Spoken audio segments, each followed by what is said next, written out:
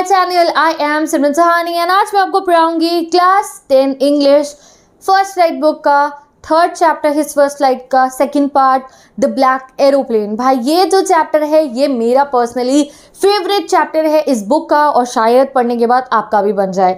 तो चैप्टर बहुत ही इंटरेस्टिंग है, ऐसा लगेगा कि कोई शॉर्ट सी 10 मिनट की कोई मूवी ही क्यों ना देख ली हो आपने।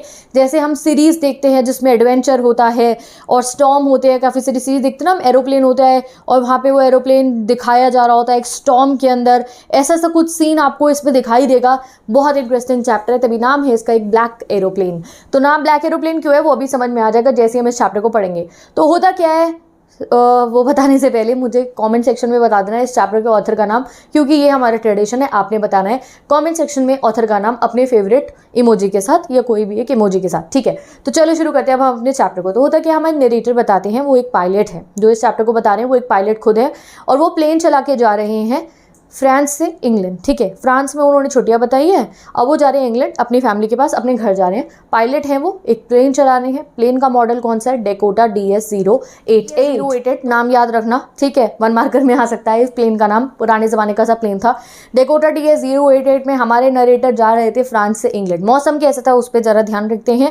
तो मौसम बहुत ही अच्छा था, अंधेरा हो रहा था, रात का समय था, चांद निकल रखा था ईस्ट से, बहुत ही ब्यूटीफुल स्काई था। स्काई के अंदर, आसमान के अंदर एक भी बादल नहीं था, हर तरफ तारे टिमटिमा रहे थे और ये पता चल रहा था कि बहुत सुहाना मौसम है, कोई बारिश वारिश के आसार नहीं थे, एक भी बादल नहीं था, हर तरफ चिड़े सुंदर सुंदर तारे थे, ठीक है। बिल्कुल अंधेरा हो रखा था। वो देखते हैं अपनी जो उनका जो प्लेन था ना उसकी नोज़ को देखते हैं, बिल्कुल आगे किनारे को देखते हैं और फिर नीचे देखते हैं, प्लेन उड़ाते उड़ाते हैं हमारे पायलट, और वो देखते हैं कि जो कंट्री साइड थी ना फ्रांस की, पूरी उन्हें वो जगह दिख रही थी कि सब लोग सो रहे हैं। उनको दिख रहा था कि सब लोग, लाइटें जल रही थी नीचे टिमटिमाती हुई। आप इमेजिन करो प्लेन से नीचे जब पायलट दिखते होंगे उन्हें कैसे लगता होगा।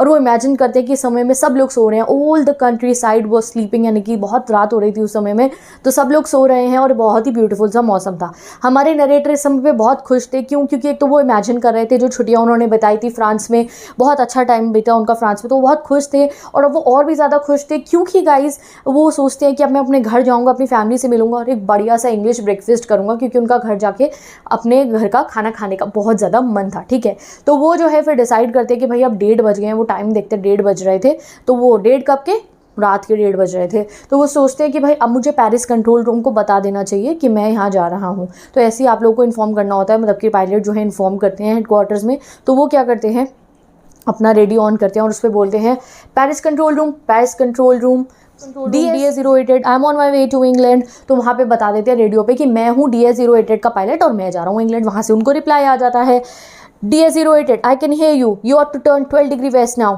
DS-088 over. तो वहाँ नीचे से उन्हें जवाब आ जाता है कि हाँ DS-088 वाले प्लेन वाले पायलट, आप जो है 12 डिग्री वेस्ट की तरफ अपने प्लेन को मोड़ लीजिए। तो उन्हें कोऑर्डिनेट्स मिल जाते हैं, डायरेक्शन मिल जाता है उनको कि उन्हें किस तरफ रास्ता अपना जाना है। तो वो मोड़ लेते हैं अपने प्लेन को वेस्ट की तरफ। वो कहते हैं अब जो है मैंने मैप देखा अपना, अब जब मैं मोड़ आता अपने प्लेन को तो मैंने मैप देखा, मैंने कंपास देखा और मैंने अपना लास्ट फ्यूल टैंक ऑन कर लिया था, यानी कि आखिरी वाला जो फ्यूल था उसको ऑन कर लिया था। अब ये आखिरी फ्यूल टैंक था उनका। वो कह रहे घर तो पहुँचने वाला था मैं, और मैंने 12 डिग्री वेस्ट की तरफ अपने घर की तरफ मोड़ लिया। मैं बहुत खुश था कि जल्दी से घर पहुँच जाऊँगा और घर जाके ब्रेकफास्ट करने वाला हूँ। अब इतने में ही वो ऐसे चल रहे होते हैं, प्लेन उड़ा रहे होते हैं।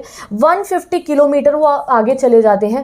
पेरिस उनसे 150 किलोमीटर पीछे था अब, और इतने में ही एकदम से बहुत बड़े बड़े तूफानी बादल उनके सामने आ जाते हैं। बड़े बड़े पहाड़ जितने बड़े बड़े बादल जो है, काले घने बादल उनके प्लेन के सामने आ जाते हैं। अब आप इमेजिन करो गाइस, हम तूफान के अंदर गाड़ी चलाने में डरते हैं, ये अंकल हमारे कहाँ हैं, प्लेन में बैठे हैं, बट इन्होंने पी है माउंटेन ड्यू। ये डर के आगे जीत वाला जो है सिनेरियो अभी करने वाले हैं कि उनको डर नहीं लगता है हम स्टॉर्म से भी, ठीक है।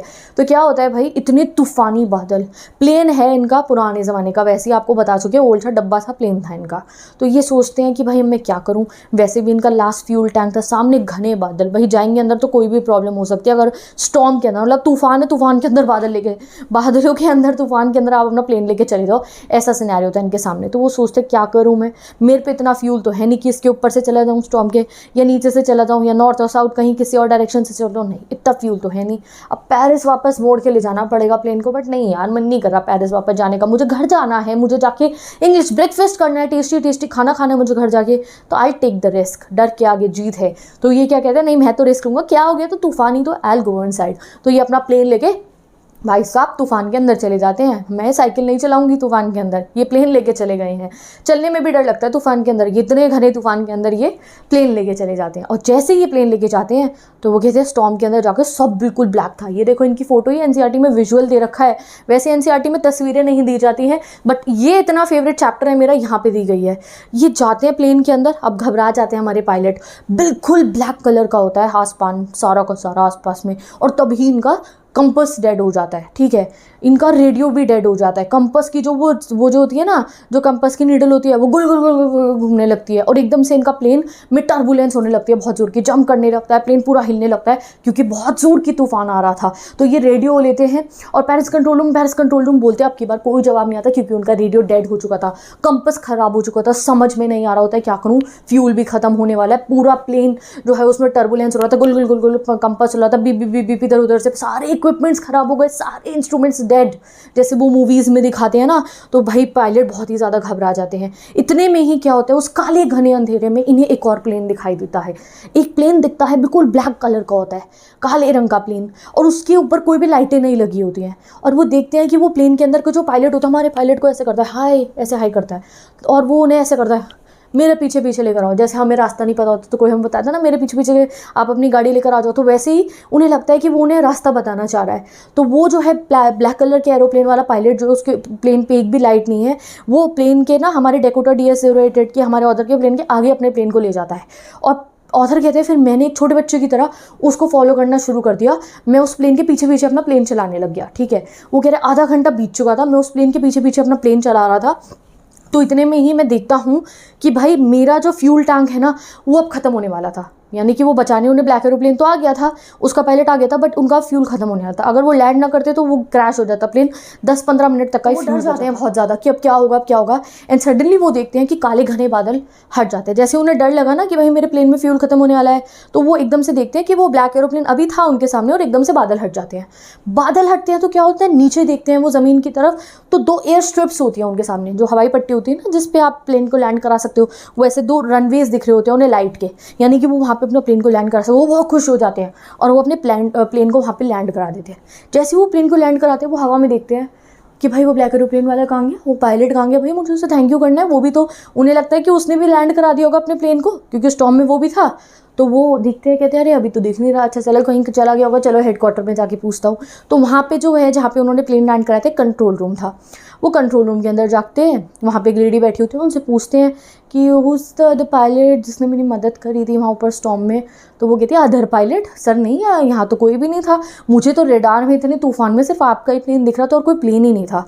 ऑथर बड़े कन्फ्यूज हो जाते हैं, बार आते हैं और बहुत कन्फ्यूज रहते हैं। एक क्वेश्चन मार्क उनकी लाइफ में आ जाता है कि भाई क्या था वो ब्लैक कलर का एरोप्लेन जो तूफान में जिसने मेरी मदद करी, जिसके ऊपर एक लाइट भी नहीं थी, वो क्या था। और यहाँ पे चैप्टर एंड हो जाता है।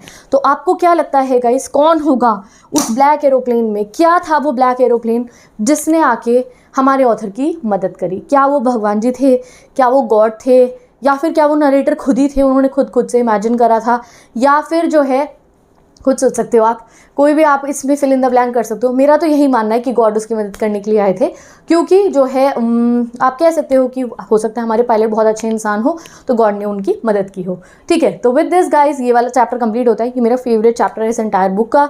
और जो है अब हम नेक्स्ट वीडियो में मिलते हैं जहाँ हम अपना नेक्स्ट चैप्टर पढ़ेंगे, from the diary of Anne Frank. ऐसे ही बहुत ही सिंपल चैप्टर्स हैं, इतने ही इंटरेस्टिंग चैप्टर हैं और ऐसे इंटरेस्टिंग वे में हम सबको पढ़ रहे हैं। तो आई होप आपको चैप्टर से समझ में आ रहे हो।